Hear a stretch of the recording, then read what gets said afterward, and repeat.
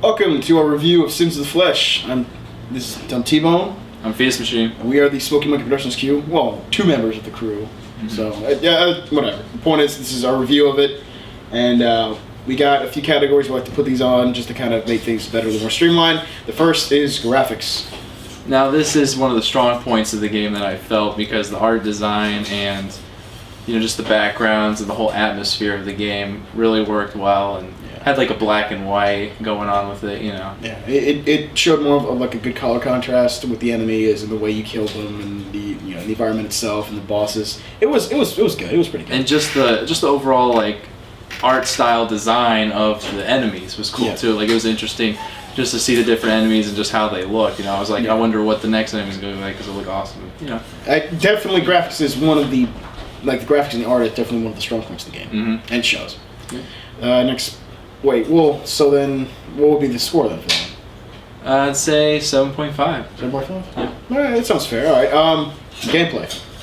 All right, for gameplay, it's just kind of that typical shooter, and it's more of you can't control your character, you can't move him at all. It just walks on its own, and Now, where the gameplay kind of comes in with its own uniqueness, if you will, is that you have two different colors, white and black, and you basically have different colored enemies, and you have to hit them with the correct color orb to kill them. Right.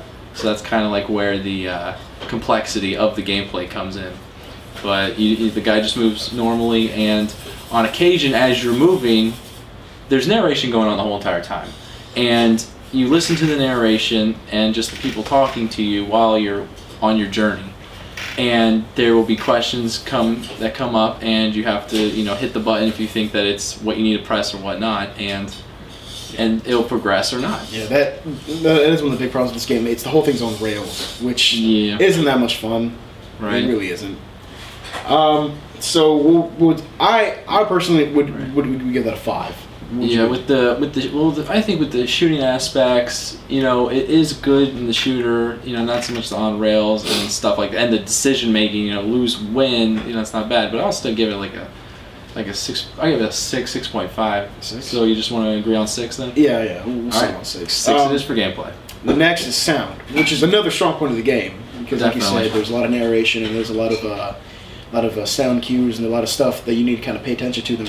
It really, the whole game explains the story of someone who just died and his struggle to come back to life. Right. And it's pretty compelling. Mm-hmm. I enjoyed the story.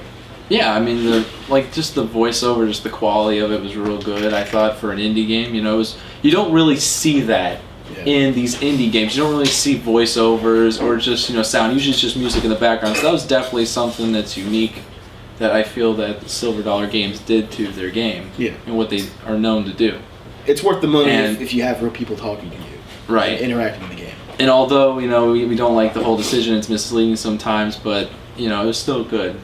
I thought, so. I'd say I want to give this one a 7. Well, I'm gonna spring for 7.5. 7.5 for that. Okay, all right. I can see that. All right, 7.5 it is. Now we move on to one of the not so good points of the game, the replayability, which I don't like at all because the game basically tricks you and mind fucks you into wanting and having to play again. It's not you want to, it's you have to now. Well, this is the big thing that came up for us was we reached the end of the game, and whenever a decision came up, we weren't sure if it was the right or wrong one, and we got a certain ending. We didn't know if it was real or not, if it was the true ending or not. So we ended up playing it again. Now, this game is one where you're really playing the same game again. It doesn't really have any difference if you played a second time. So it's literally play it again a second time just to see if it's the real ending. We did that, but there's really no replayability at all except for seeing if you actually did it correctly. But that's not. The part I hate is the fact that there is no confirmation this is the end.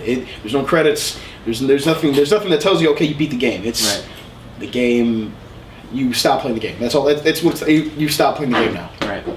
So in light of all that, I want to give this a 4. Agree. Yeah, and it's lucky to get that. It really is. Yeah, there's really no freeway. Finally, there's value. Finally, value.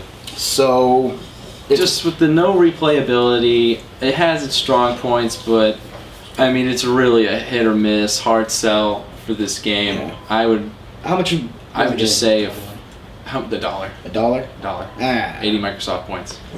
I would just stick with a 5. Yeah. Solid 5.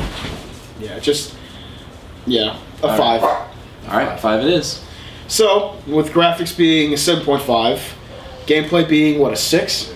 Mm-hmm. Okay, you have the sound being 7 or 7.5?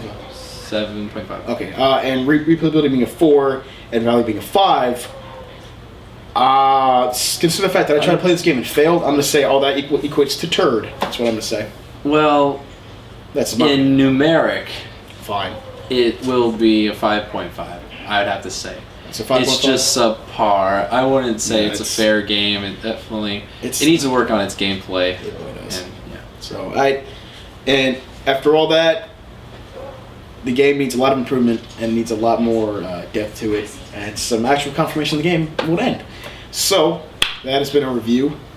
Our score is a 5.5, right? Mm-hmm. 5.5 of the game Sins of the Flesh.